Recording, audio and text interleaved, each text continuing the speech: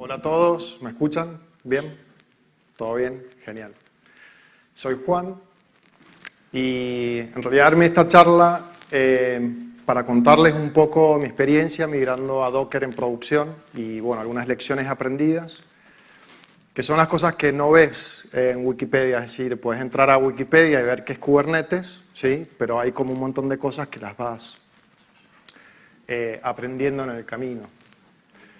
El contexto es, trabajo en esta empresa con Pablo, que dio la charla de Terraform. Es una startup bastante grande y tiene muchos usuarios. Perdón. 1,5 millones de usuarios, tenemos 400 servidores en producción más o menos y 1.000 servidores en total, con lo cual que es una infraestructura bastante grande. Yo empecé a trabajar acá hace 1 año y un poquito más, y apenas entré, el CTO de la empresa tomó la decisión de migrar a Docker, ¿sí? Pensó que era el momento adecuado y dijo, a partir de hoy migramos a Docker, y yo entré a trabajar en el proyecto que tenía como objetivo migrar todo a Docker. Y la verdad que me sorprendió, en realidad, por 2 motivos.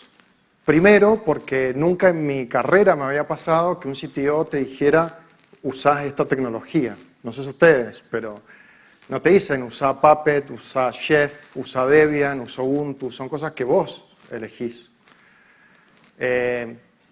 Por supuesto que te piden cosas como uptime, te dicen quiero 999, ¿sí? Pero nunca te dicen cómo hacerlo. Entonces, me chocó un poco por eso. Y la segunda razón es que cuando dijo migramos a Docker, nosotros teníamos todo en Chef. ¿Conocen Chef? Bueno, Chef, para los que no lo conocen, es un sistema, un gestor de configuración bastante potente y nosotros lo teníamos andando muy bien. Y cuando digo muy bien, estaban, pero preciosos esos cookbooks. Los cookbooks son es el código que usa Chef para deployar los servicios en los servidores y andaban perfecto. Entonces fue cambiar algo que anda bien. No estuvo tan divertido. Pero bueno, era la decisión del CTO, seguimos adelante y nos pusimos a trabajar. Y ahí la segunda sorpresa, nada de lo que teníamos nos servía. Todos esos cookbooks que eran muy lindos y que andaban tan bien y que tanto tiempo les había llevado a otros, porque no para mí, porque yo había entrado hace poco, no te sirven. No solo eso, sino que muchas de las herramientas de monitoreo tampoco nos servían en Docker, ni las herramientas de logging. Era como empezar de cero. Entonces fue como decir, no entiendo, me estás diciendo, tiramos absolutamente todo, que es como romper la regla número 1, que es reutilizar lo que ya tenés, ¿verdad? Entonces, bueno, fue raro, pero por supuesto que nos pusimos a trabajar a hacerlo, o sea, era la decisión del CTO. Y me llevé la tercera sorpresa, pero esta vez fue una grata sorpresa, que fue esta. Docker es muy simple, Entonces yo tenía como en la cabeza todo lo que hicimos en Chef, que nos llevó tanto tiempo, ahora lo tenemos que hacer de nuevo para Docker, nos va a llevar el mismo tiempo. Y lo que me encontré fue un escenario completamente distinto, es mucho más fácil. Y la razón, hay muchas razones, en realidad, pero una de las formas de comparar, que quizás no es justa y quizás es un poco arbitraria, fíjense, son las líneas de código que teníamos para deployar un servicio en producción en Chef y las líneas de código que usamos en Docker. Y no es un error. Parece un error, pero no es un error. Y cuando las calculé, dije, algo estoy haciendo mal. Es imposible que yo necesite 28.000 líneas de código en Chef y que la resuelva con 23 líneas de código en Docker. No existe. Y lo calculé, lo revisé, y la verdad que el cálculo estaba bien.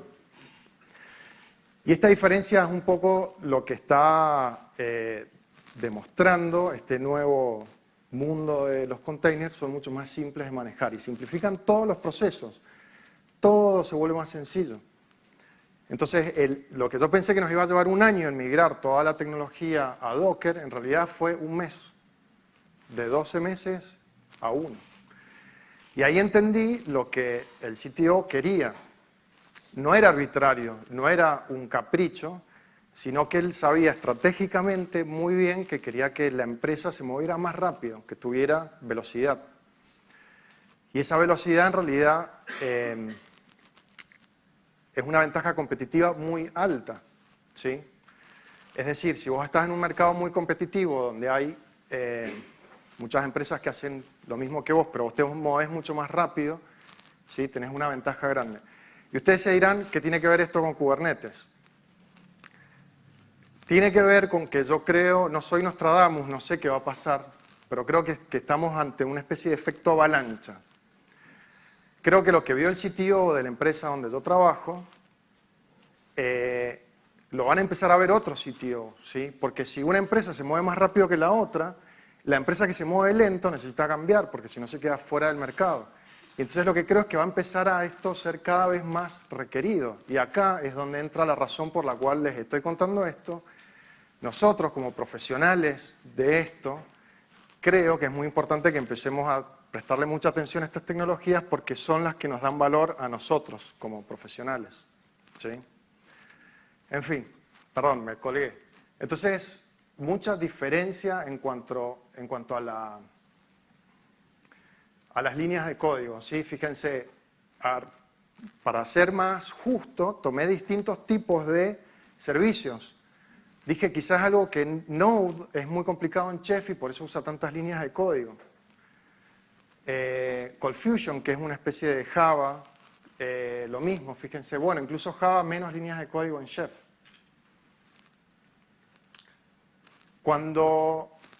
Perdonen el ASCII Art, no hubo mucho tiempo para hacer dibujos bonitos.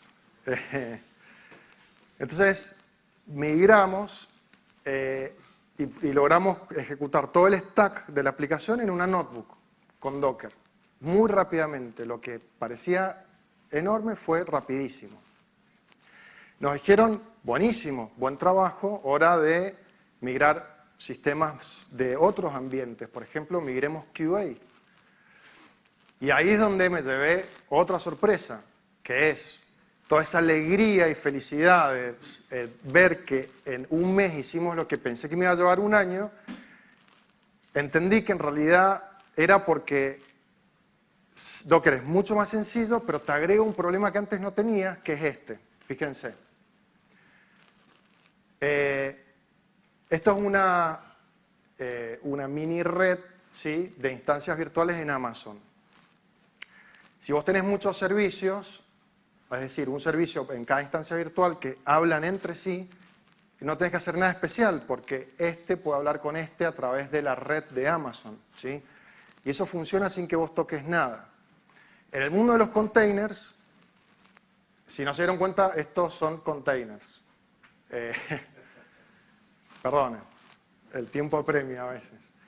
El mundo de los containers es distinto. ¿Por qué? Porque ahora en una instancia virtual en Amazon tenemos muchos containers y necesitamos que cada uno de estos containers hable con otros containers. Y ya no es tan fácil porque cada uno de estos tiene un IP que es local a la instancia tiene un IP, pero no puedes hacer que este container hable con este container, ¿sí? Entonces acá es donde entendí que la comparación de las líneas de código que hice fue recontra injusta.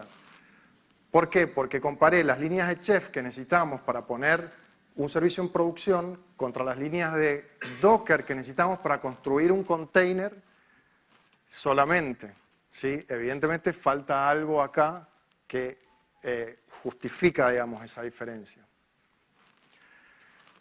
Entonces, a esto le damos mi sorpresa número 4, que es que el Docker nativo no escala, ¿sí? Funciona buenísimo, pero es muy difícil poner containers cuando son muchos, como ven, en producción o en ambientes donde ya tenés más instancias. Además del problema de la red, en realidad Docker tiene otros problemas. Supongamos que vos decís, bueno, resuelvo la red. Como dijeron los chicos antes, los containers son estáticos, entonces los servicios que tienen datos dinámicos son muy difíciles de usar porque si vos tirás un container a una instancia virtual, ese container tiene que tener un volumen con los datos que necesita para ejecutarse. Y no sabes en qué instancia virtual ese container va a caer, entonces es muy difícil que los datos estén antes de que el container... Y así un montón de problemas. Cuando en el cuento este que les estaba contando, llegamos a este punto, el CTO, que parece que es bastante inteligente, dijo, usen Kubernetes. Y nosotros le dijimos, para. Vamos a usar lo que nosotros vamos a decidir qué usar. Y nos vamos a tomar 2 meses para evaluar distintas soluciones de containers para ver cuál es la mejor. Y nos tomamos los 2 meses y evaluamos un montón de alternativas y nos quedamos con Kubernetes. Por algo es el CTO, la verdad que sí.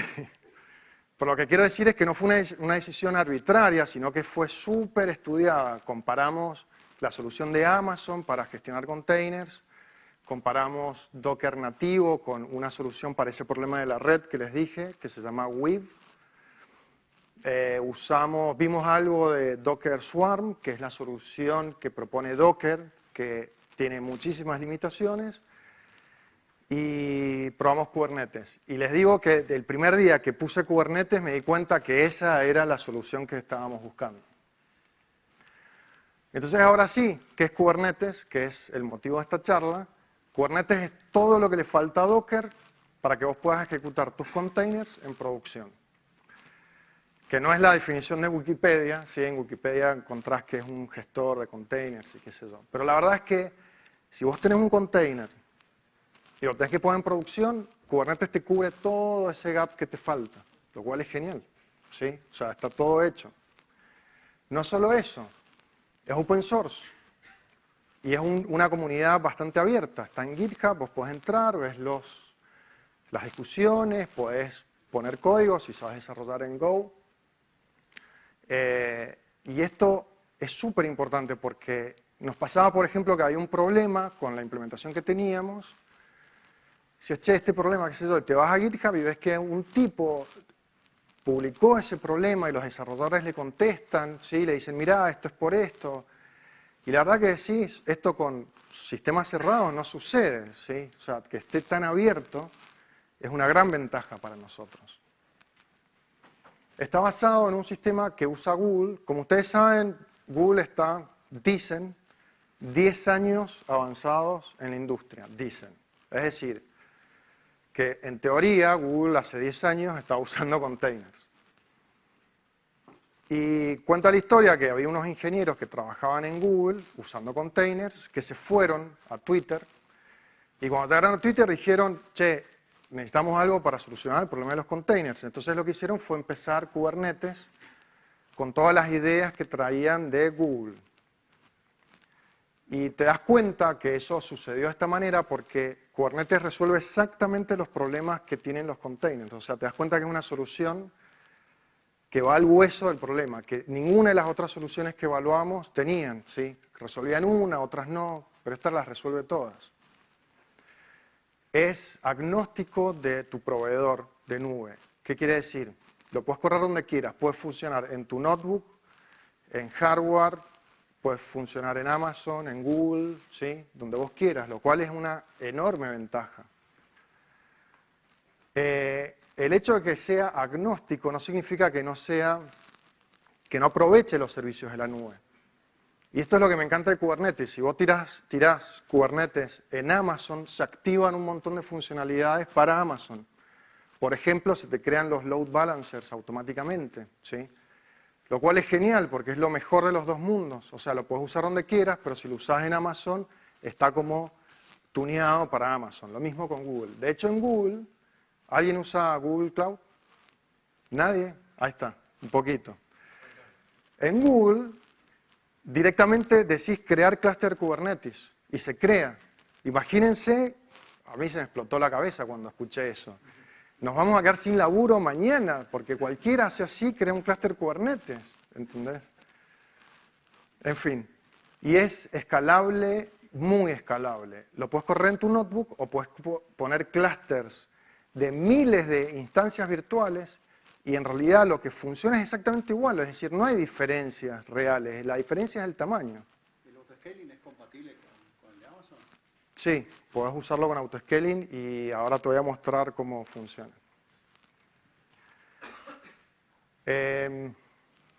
¿Cómo funciona Kubernetes? Tiene algunos bloques constructivos que son estas primitivas. La primera son los pods, que es lo que hablaron los chicos recién. Fíjate qué inteligente esta gente. Si a mí me hubieran dicho, che, tenés que escribir el código para gestionar contenedores, vos escribís código para gestionar contenedores, ¿sí? Pero estos tipos dijeron, ¿qué pasa cuando vos tenés dos containers que están relacionados entre sí y que necesitas que estén juntos? Si vos no los tratás especialmente, lo que sucede es que un container te va a parar a una instancia y el otro a otra instancia, ¿sí? Y eso funciona porque se ven, desde el punto de vista de red, tienen visibilidad de red. Pero están lejos de sí, cuando deberían estar juntos. Entonces, la gente de Kubernetes no habla de containers, sino que habla de pods. El pod es como una mini máquina virtual que adentro tiene uno o más containers, ¿sí? Entonces, si vos tirás adentro un pod un container, el pod se convierte en un container, que era como el ejemplo anterior. Pero si vos necesitas dos containers que vivan juntos, en ese pod tirás los dos containers. Y el pod es especial porque, como les dije, es como una mini máquina virtual. Entonces, los dos containers que tiraste juntos comparten el stack de red. Entonces, si hablan entre sí, pueden hablar a través de localhost, como dijeron los chicos antes, que es mucho más eficiente que si tenés un container en una instancia y otro container en otra. Ese es un ejemplo. Otro ejemplo por ahí es containers que comparten información. ¿Cómo haces para que accedan a un volumen de información dos containers que están separados? Se complica. Acá está súper bien resuelto porque pones esos dos containers en un pod y los pods comparten un volumen, ¿sí? Entonces los dos containers acceden a la misma información. ¿Estando en la misma máquina virtual o estando en distintas? El pod, quizás yo cometí un error diciendo que es como una mini máquina virtual porque siguen siendo containers y están juntos en la misma instancia. Ahí está.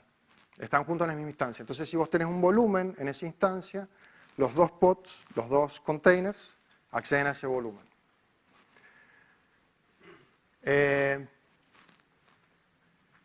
Cada pod tiene su propia dirección IP. Y acá viene lo malo del pod. Y es que, como los containers dentro del pod comparten el stack de red, no puedes tener dos containers dentro de un pod escuchando al mismo puerto, porque tienen la misma red, entonces hay colisión de puertos. Por eso en realidad en general no es problema porque nunca pones dos containers en el mismo puerto en un pod. Lo que sí podés hacer es tener un pod que escucha en un puerto y muchos pods iguales en la misma instancia en Amazon sin conflicto de red, lo cual es un golazo. ¿Por qué? Porque si tenés una aplicación, un web server, por ejemplo, en un container, querés que ese web server esté en muchos lados. Y sería un gran problema si no pudieras tirar ese container dos veces, o sea, dos containers en una misma instancia virtual. Se resuelve con el pod porque cada pod tiene su propia dirección IP, con lo cual cada servicio adentro del container, dentro del pod, tiene su propia dirección IP y puede bindear el puerto que quiera. Entonces no hay conflicto de puerto. Después Kubernetes tiene los labels o etiquetas que parece tonto, pero fíjense que lo puse segundo, porque, de nuevo, gran acierto de los que lo hicieron, porque esto te da super power. ¿Por qué? Todo lo que está dentro de Kubernetes puede tener etiquetas, que son arbitrarias, puedes poner las que vos quieras.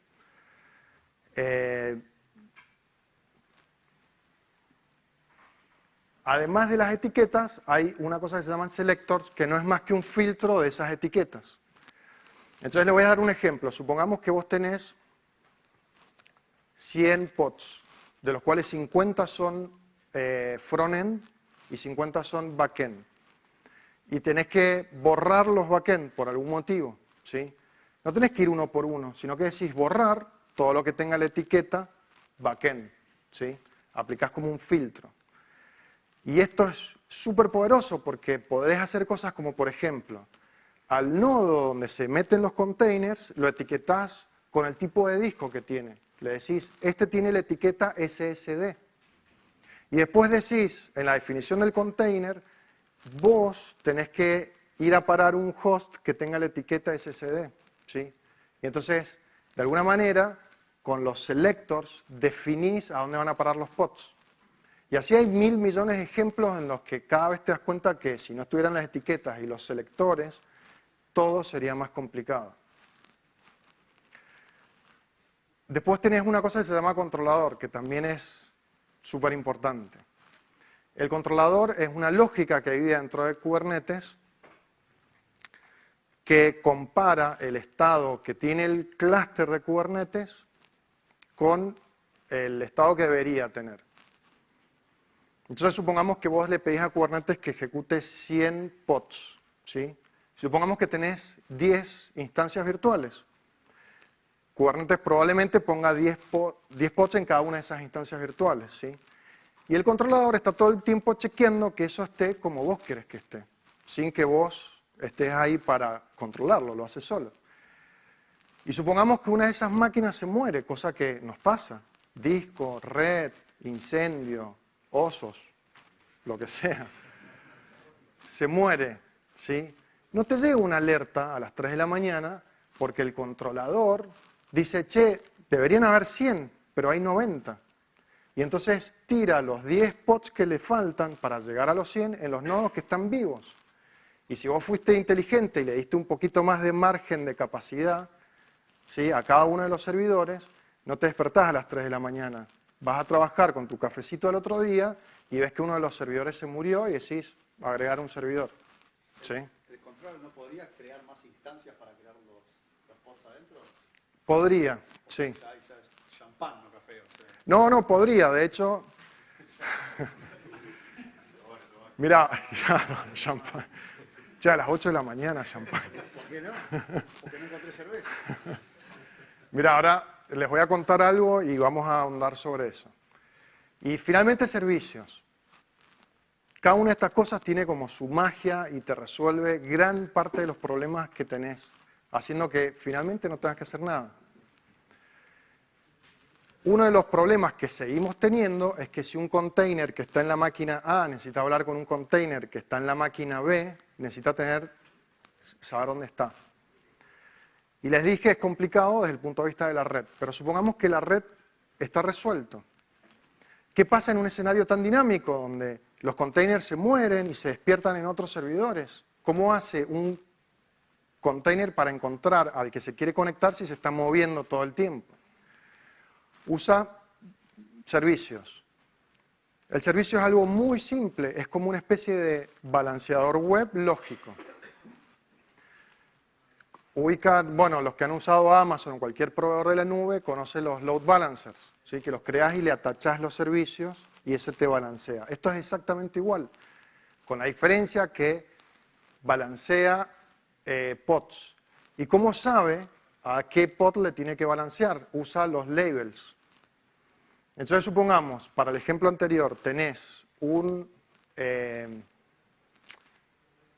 container que le vamos a llamar frontend y uno que es backend, ¿sí? De esos tenés muchos, están todos desparramados en distintos lados. Creas un servicio y le pones backend. A ese servicio lo único que tenés que poner es un selector que diga backend. Entonces todos los pods que se levantan con la etiqueta backend reciben el tráfico que va a la IP de este servicio. Entonces en tu aplicación te olvidas del problema, simplemente decís conectarte con backend, ¿sí? Y está todo resuelto. Y si se te muere un nodo en la mitad de la noche y esos pods se mueren y se despiertan en otro servidor, el service se actualiza y entonces el tráfico empieza a ir a los pods nuevos y no va a los pods viejos mientras vos dormís. ¿Sí? Y te olvidé de champán. Claro. Esa es como la visión más general, es decir, si vos estás trabajando con Kubernetes, ese va a ser como el lenguaje que vos usás todos los días. Ahora, si te metes un poco más adentro, ¿qué hay abajo de un clúster de Kubernetes? Esto me encanta porque tenés 3 tipos de nodos dentro de un clúster de Kubernetes, lo cual simplifica enormemente las cosas. No tenés que lidiar con 15 cosas distintas, son 3. El primer tipo de nodo es donde se guarda el almacenamiento distribuido. Kubernetes usa etcd, que no es más que un almacén de llaves, o un key store value, un key store, key value store, ahí está. Que está pensado para estar distribuido, ¿sí? Si usás este sistema operativo, que lo recomiendo altamente, ya lo trae, o sea que ni siquiera lo tenés que configurar, no necesitas absolutamente nada. Vos prendés una instancia CoreOS, le das un token para que los distintos etcd se encuentren entre sí, y ellos solos se encargan de replicar los datos que tienen, de elegir el primario, de chequear si están todos vivos, ¿sí? Solito, no hiciste nada. Después tenés un worker node. El worker node es igual de simple, lo único que tiene es un agente que se llama kubelet, que si usás CoreOS, que recomiendo ampliamente, ya lo trae.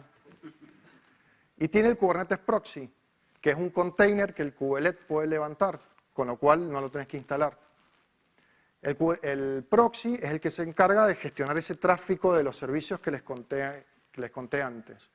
Y el kubelet escucha la API que está acá arriba y es el que se conecta con el Docker Daemon y levanta los containers, ¿sí? Finalmente tenés el master node. El master node, que por supuesto puedes tener muchos, tiene una API que es un container que no tenés que configurar ni instalar porque es un container, que es el que está abierto donde vos podés conectarte y establecer el estado que querés que tenga el clúster. Tiene un controlador que se llama KubeController, que es el que les mencioné antes, que se encarga de mantener el estado permanente, está todo el tiempo chequeando. Y tiene una cosa que no mencioné que se llama Scheduler, que es el que se encarga de escuchar el controlador y cuando el controlador le dice, che, me faltan 10 pods, el scheduler se fija dónde es que esos 10 pods están mejor ubicados, ¿sí? Porque ¿qué pasa? Vos podés decir, este pod necesita un disco rápido y este otro pod, que es completamente distinto, necesita mucha memoria. Y esas cosas son importantes a la hora de decidir dónde pones ese pod, porque quizás tenés una instancia con mucha memoria y otra instancia con discos rápidos. Entonces el scheduler es el que se encarga de decidir dónde ponerlos. Eso es todo, eso es lo que usa Kubernetes. Lo puedes tener en tu notebook, si querés, ahora vamos a hacer una demo y está todo en mi notebook. O lo puedes tener en cientos de servidores o miles. ¿Alguien ha escuchado esta analogía de ganado y mascotas? ¿Les suena? ¿Sí? El ganado cuando está enfermo. Eso. Y la mascota se No, pará, eso no lo matás al ganado. Bueno, nosotros tenemos trabajamos de esa metodología. El servidor se rebuildea y después se hace el postmortem. Claro, fíjense, para los que no lo han escuchado, vos tenés 2 tipos de animales. Uno son las mascotas. Las mascotas son especiales, las queremos, y si se enferma la llevas al veterinario y le pones un nombre bonito, y la cuidás, la llevas al psicólogo y ese tipo de cosas. Y después tenés el ganado, que el ganado es un animal, obviamente, pero no tiene todas esas cosas. Las vacas son iguales, no tienen diferencias entre sí. Si la vaca se enferma, la tratás de curar, pero si no la puedes curar, como vos dijiste, te buscas otra vaca, ¿sí? Y esta analogía en nuestro trabajo es la siguiente. Si vos tenés un servidor que tiene un nombre bonito, ¿sí?, que tiene una aplicación que vos querés mucho y que estás todo el tiempo cuidando para que funcione, esa es una mascota. Y no queremos mascotas, queremos ganado. ¿Por qué? Porque si tenés los servidores como esto, que es ganado, si se te muere, ¿sí?, levantás otro, le pones otro. Es todo lo que está acá es descartable. Fíjense, se te muere uno de los servidores etcd, ningún problema. Ellos eligen un primario nuevo entre ellos y todo sigue funcionando. Y vos cuando llegás a la mañana, le agregás un servidor de TC nuevo que se replica y listo.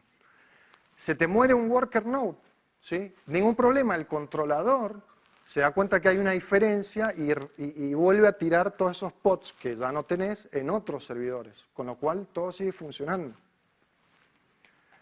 Se te muere esto y ustedes pensarán, ahí estamos en problemas. No, de estos puedes tener todos los que vos quieras. Eso te quería consultar, porque si trabajas con Google App Engine, con Google Cloud, ellos te manejan el máster y es todo mágico. Pero si trabajas en Amazon y tienes un master node, ¿cómo manejas el master failure? Ahí voy. De estos puedes tener todo lo que vos quieras, ¿sí? El API es completamente stateless, o sea que puedes tener todos los que vos quieras atrás de un balanceador y si se muere uno de los API, o sea, se muere el nodo donde está ese API, balanceas con los otros y seguís andando. De estos de acá, estos son stateful, o sea que puedes tener un primario nada más. Pero como en etcd, ellos eligen, ¿sí?, cuál es el primario. Tenés 10 servidores master, ¿sí?, y se te muere justo el que tenía el controlador primario, y el resto se da cuenta que uno se murió y tratan de ubicar un lock acá en el etcd, y el primero que mete un lock se convierte en el primario, y empieza todo a funcionar con ese otro. Entonces, si ustedes se dan cuenta, todo esto es ganado, ¿sí? Todo es descartable. Podés apagar los servidores y no pasa nada, todo sigue funcionando. ¿El service hay alguna manera de hacerlo redundante? O sea, hacerlo clusterizarlo, ponerlo atrás de un load balancer. El service que vimos antes, Sí. ese ya es redundante por naturaleza. ¿Por qué? Porque no es un servicio que corre en un nodo. El service está en todos los nodos. Y él se encarga, cuando recibe una petición, de forwardear paquetes a los nodos que están vivos. Yo pienso las availability son de Amazon o Claro. o la de Computer Engine de Google.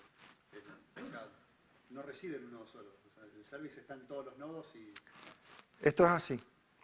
Entonces, fíjense, yo escuchaba la charla de Fer esta mañana, de troubleshooting, que estuvo muy buena, no sé si el Fer está por acá.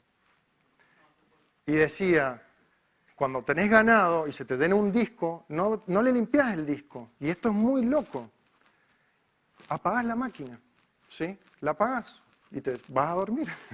Parece que solo trabaja de noche esa persona.